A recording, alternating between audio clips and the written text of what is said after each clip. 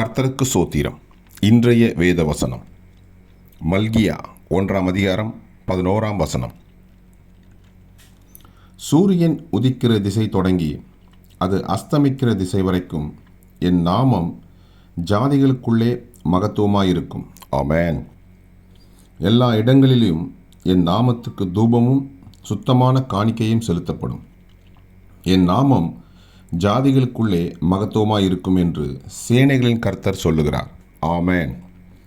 மல்கியா 1 சூரியன் உதிக்கிற திசை தொடங்கி அது அஸ்தமிக்கிற திசை வரைக்கும் என் நாமம் ஜாதிகளுக்குள்ளே மகத்துவமாயிருக்கும்.